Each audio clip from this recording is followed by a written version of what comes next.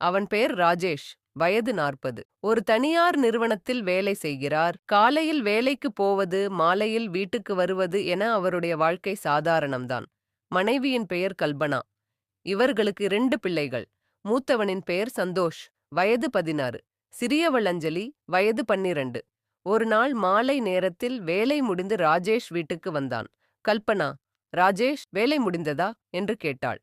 அவன் சற்றே களைப்புடன், முடிந்தது. ஆனால் ஒரு பெரிய ப்ராஜெக்டில் சிறிய பிரச்சனை. அதனால் நாளை வருவதற்கு லேட் நைட் ஆகலாம் என்றான். மறுநாள் இரவு 10 மணி ஆனதிருந்தாலும் ராஜேஷ் இன்னும் வீடு திரும்பவில்லை. வழக்கமாக சரியான நேரத்திற்கு வந்துவிடும் அவரது வருகை இன்று தாமதமாகிக் கொண்டிருந்தது.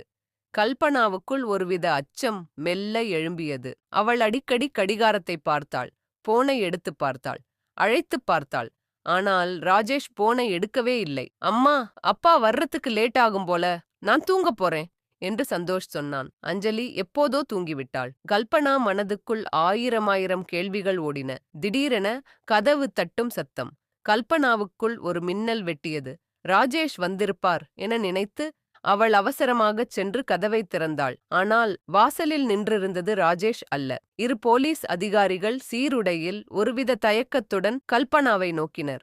இது ராஜேஷ்குமாரின் வீடா என்றார் ஒருவர். கல்பனாவுக்கு கை கால்கள் உதறின. ஆமாங்க, என்ன ஆச்சு? என் கணவர் இன்னும் வீட்டுக்கு வரலையே என்று பதட்டத்துடன் கேட்டாள். அவர் ஒரு விபத்துல சிக்கிட்டாரு அம்மா, ஹாஸ்பிடல்ல இருக்காரு என்றார். கல்பனாவின் கையில் இருந்த தட்டு கீழே விழுந்து சத்தமிட்டது. அவரது முகம் வெளிரிப் போனது. உலகமே சுக்குநூறாக உடைந்து விட்டதைப் போன்ற ஓர் உணர்வு. விபத்தா? அந்த வார்த்தை அவள் காதுகளில் ஒரு வெடிகுண்டை போல் ஒலித்தது. மருத்துவமனையின் குளிர்ந்த வாசனை கல்பனாவின் மூக்கை அடைத்தது. கண்களில் நீர் வற்றாமல் வழிந்தது. ராஜேஷின் படுக்கைக்கு அருகில் அமர்ந்திருந்தாள். அவரது முகம் வெளிரி, உடலில் எங்கும் கட்டு போட்டிருந்தது.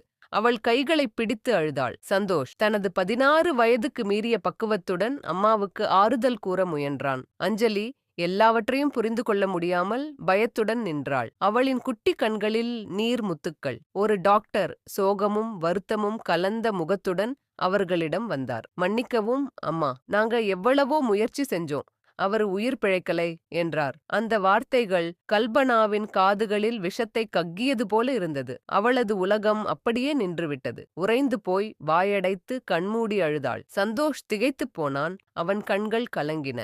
அஞ்சலி பெருங்குரல் எடுத்து ஆழத் தொடங்கினாள். அன்பு நிறைந்த அந்த குடும்பத்தின் தூண் சரிந்துவிட்டது. வாழ்க்கை இனி என்னவாகும்?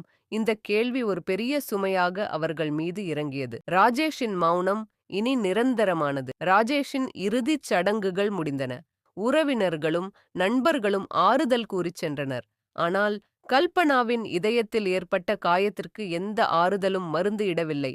அவளது கண்களில் நீர் வற்றிப் போயிருந்தது. சந்தோஷ் தந்தையின் இடத்தை நிரப்ப வேண்டும் என்ற உறுதியுடன், ஆண்மையுடன் நிற்க முயன்றான். அஞ்சலி அம்மாவின் கையை பிடித்துக்கொண்டு உலகை இழந்துவிட்ட ஒரு சிறுமியைப் போல இருந்தாள். சில மாதங்கள் கடந்தன. வீட்டின் மகிழ்ச்சியான ஆரவாரம் அடங்கி ஒருவித அமைதியும் சோகமும் சூழ்ந்திருந்தது. கல்பனா ஏதோ யோசனையில் ஆழ்ந்திருந்தார். ராஜேஷின் மரணம் அவர்களுக்கு விட்டுச் சென்ற வெறுமைக்கு அத்தோடு பொருளாதார நெருக்கடியும் சேர்ந்தது. அம்மா, எந்த வேலையும் கிடைக்க மாட்டேங்குது, படிச்ச படிப்பெல்லாம் வீண் போகுது போல என்று விரக்தியுடன் சொன்னான் சந்தோஷ். அப்பா இருந்தப்போ எவ்வளவு நல்லா இருந்தது, இப்போ எல்லாம் தலைகீழா மாறிப்போச்சு என்று கல்பனா பெருமூச்சு விட்டாள். அம்மா, அப்பாவை மிஸ் பண்றேன் என்று அஞ்சலி அருகில் வந்து அம்மாவின் முந்தானையை பிடித்துக் கொண்டாள். கல்பனா அஞ்சலியை அணைத்துக் கொண்டாள். அப்போதுதான் மேஜையில் கிடந்த ஒரு கடிதத்தை கல்பனா எடுத்தார். அது ஒரு நிதி நிறுவனத்திடமிருந்து வந்தது. கடிதத்தை படித்ததும் கல்பனா அதிர்ச்சியில் உறைந்தார். ராஜேஷ் ஒரு பெரிய கடன் வாங்கியிருக்கிறார். ராஜேஷ் யாருடனும் கடன் வாங்க மாட்டாரே.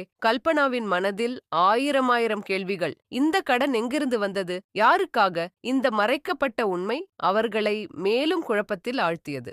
கல்பனா இந்த கடன் மர்மத்தை அவிழ்க்க தீர்மானித்தாள். ராஜேஷின் பழைய அலுவலகத்திற்கு சென்று அவரது மேனேஜரை சந்தித்தார். மேனேஜர் ஒரு சாதுவான மனிதரைப் போல பேசினார். சார், ராஜேஷ் வாங்கின கடன் பத்தி எனக்கு எதுவுமே தெரியாது. அவர் ஏன் வாங்குனாரு? கல்பனா கேட்டார். எனக்கும் ஆச்சரியமாத்தான் இருக்கு மேடம். ராஜேஷ் நல்லவர், ஒருவேளை யாரோ அவரை ஏமாத்திருக்கலாம் என்றார் மேனேஜர் முகத்தில் வருத்தத்துடன். அவர் கடைசியா வேலை பார்த்த ப்ராஜெக்ட் பத்தி எதுவும் தெரியுமா? கல்பனா சந்தேகத்துடன் கேட்டார். மேனேஜர் சிறிது தயங்கினார். அந்த ப்ராஜெக்டில் பெரிய ஊழல் நடந்ததா ஒரு பேச்சு இருக்கு. ராஜேஷ் ரொம்ப மன உளைச்சல்ல இருந்தார் என்றார். கல்பனாவுக்கு மேலும் குழப்பமானது. ஊழலா? ராஜேஷுக்கு இது எப்படித் தெரியும்? மேனேஜர் எதையோ மறைப்பது போல தோன்றியது. வீடு திரும்பியதும் ராஜேஷ் பயன்படுத்திய பொருட்களை புரட்டினாள் கல்பனா. ஒரு பழைய அலமாரியில் ராஜேஷின் சில புத்தகங்களுக்கு அடியில் ஒரு சிறிய டைரி இருந்தது. அது தூசியுடன் பயன்படுத்தப்படாமல் இருந்தது. கல்பனா அதை துடைத்து திறந்து பார்த்தாள். சில பக்கங்களில் ராஜேஷின் கையெழுத்தில் குறிப்புகள் இருந்தன. ராஜேஷ், நான் இந்த கம்பெனில நடக்கிற ஊழலை கண்டுபிடிச்சிட்டேன். இதுல என்னோட மேலதிகாரியும் சம்பந்தப்பட்டிருக்கார்.